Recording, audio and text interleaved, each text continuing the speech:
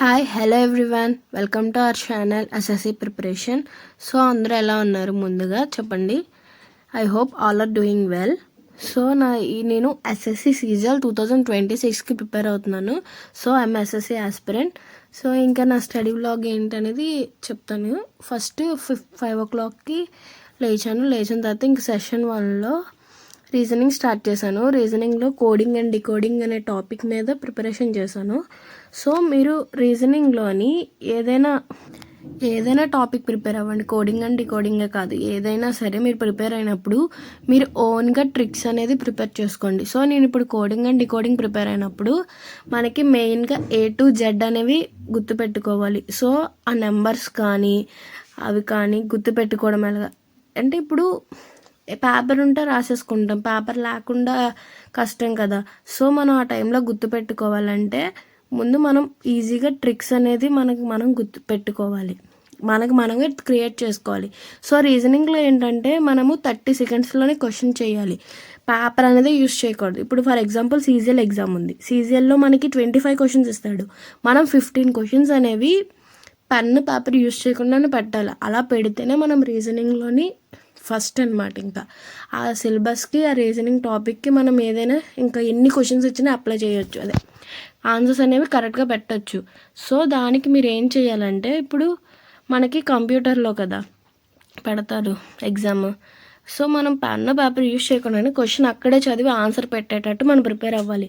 So 30 secondsలో పెట్టాలి. ఇప్పుడు question ఎక్కించామనుకో 1 minute of time అనేది వేస్ట్. మనకి కాంపిటేటివ్లో టైం అనేది చాలా ఇంపార్టెంట్, క్రూషియల్ రోల్ అది. తక్కువ టైం ఉంటుంది, ఆ టైంలో మనం పెట్టాలంటే మనం కళ్ళతో చూసి ఆన్సర్ పెట్టేటట్టు ఉండాలి. అట్లీస్ట్ 15 questions అలా పెడితేనే మనకి టైం అనేది సేవ్ అవుద్ది.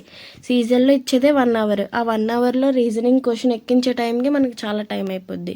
సో రీజనింగ్ ఏం చేయాలంటే మనము క్వశ్చన్ కళ్ళతో చూసే పెట్టగలగాలి, ఎవరైనా సరే, నేనైనా సరే.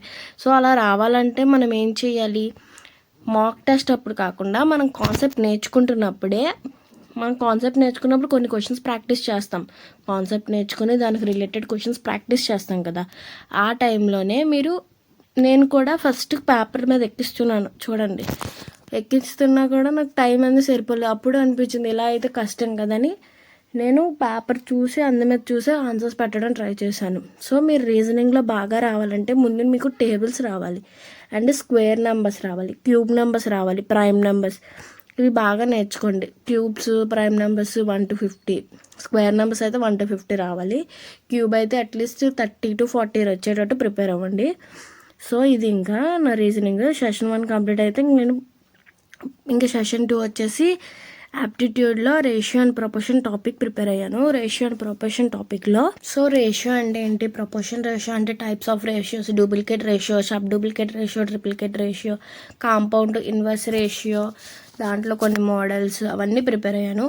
మీరు చూడండి, మీరు ఏదైనా ప్రిపేర్ అయినప్పుడు దాన్ని ఫస్ట్ మెథడ్ నేర్చుకోండి, అంటే డీవియేషన్ మెథడ్ ఉంటుంది కదా అంతా నేర్చుకోండి. తర్వాత short cut method, option method, ఈ 3 నేర్చుకోండి. నేను ఫస్ట్లో ఏం చేసేదాన్ని అంటే ఓన్లీ షార్ట్ కట్ నేర్చుకునేది. దానివల్ల ఏంటంటే మనకి అక్కడ కాన్సెప్ట్ అనేది గుర్తురాదు. ఫస్ట్ మనం కాన్సెప్ట్ నేర్చుకోవాలి, తర్వాత దాని short cut method and option method కూడా. ఆప్షన్ మెథడ్ ఎందుకంటే ఇప్పుడు మనకి టైం సరిపోదు కదా. ఇప్పుడు ఆప్షన్ మెథడ్ మనం నేర్చుకున్నాం అనుకో, దానికి మనకి కాన్సెప్ట్ తెలిసిందనుకో, ఆప్షన్ మెథడ్లో ఆన్సర్ ఈజీగా ఫైండ్ అవుట్ చేయొచ్చు. సో అందుకనే ఆప్షన్ మెథడ్ నేర్చుకోమని చెప్తున్నాను. చూడండి, నేను కూడా షార్ట్ కట్ మెథడ్ ఫస్ట్, తర్వాత short cut method, option method, ఈ 3 నేర్చుకున్నాను. సో మీరు కూడా ఇలాగే ఫస్ట్ మీరు కాన్సెప్ట్ నేర్చుకుంటున్నప్పుడు ఇలా ట్రై చేస్తే మనకి కొంచెం ఈజీగా ఉంటుంది ఎగ్జామ్ టైంకి. మాక్ టెస్ట్ టైంలో ఫాస్ట్గా ఆన్సర్ పెట్టలేం. సో ముందు నుంచే నేర్చుకోవడానికి ట్రై చేయండి. సో నేను లాస్ట్ వీడియోలో క్వశ్చన్ అడిగాను కదా, what is preamble, it is a part of constitution అని. ప్రిమేబుల్ అంటే మనకి కాన్స్టిట్యూషన్ ముందు ఒక ప్రిఫేస్ లాగా అనమాట, ముందు మాటలాగా.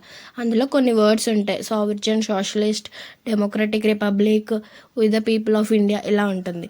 సో ఇది పార్ట్ ఆఫ్ కాన్స్టిట్యూషనా కాదా అంటే దీని మీద 3 cases పెట్టారనమాట. ఫస్ట్ సుప్రీంకోర్టు అనేది ఇది పార్ట్ కాదని చెప్పింది, రెండో కేసులో ఇది పార్ట్ అని చెప్పింది, థర్డ్ కేసులో ఇది ఇంటిగ్రల్ పార్ట్ అంటే అంతర్భాగం అని చెప్పింది.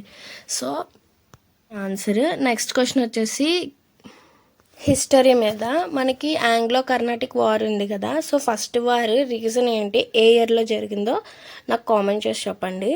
సో ఆంగ్లో కర్ణాటిక్ వార్లో ఫస్ట్ వార్ ఏంటి, దానికి ఏ ఇయర్లో జరిగింది, రీజన్ ఏంటో కూడా చెప్పండి. సో ఇక్కడ చూడండి మనకి profit and loss, simple and ఉన్నాయి కదా. సో ఫస్ట్ మీరు కాన్సెప్ట్ ఎలా నేర్చుకోవాలంటే first percentage, profit and loss, simple and compound interest నేర్చుకోండి. తర్వాత time and work, time and distance, pipes and streams, తర్వాత ratio and proportion, ages, partner and business. మీరు ఏ టాపిక్ స్టార్ట్ చేసినా కంటిన్యూషన్ నేర్చుకుంటేనే మనకి కాన్సెప్ట్ అనేది కొంచెం ఐడియా వస్తుంది. సో ఇంక సెషన్ 3లో నేను కెమిస్ట్రీ చదివాను. కెమిస్ట్రీలో అసలు అంటే మనకి ఎలిమెంట్స్ కానీ, మ్యాటర్ కానీ, solid state, liquid state, gaseous state, physical and chemical compounds, elements, metals ఇవన్నీ నేర్చుకున్నాను. సో ఇవి చదివాను ఇంకా సెషన్. ఇది నా స్టడీ వ్లాగ్. సో మీరు ఫస్ట్ టైం నా వీడియోస్ చూస్తే like, share and subscribe to my channel SSC preparation YouTube channel. Thanks for watching my videos. Stay tune for another study vlog for SSC CGL 2026.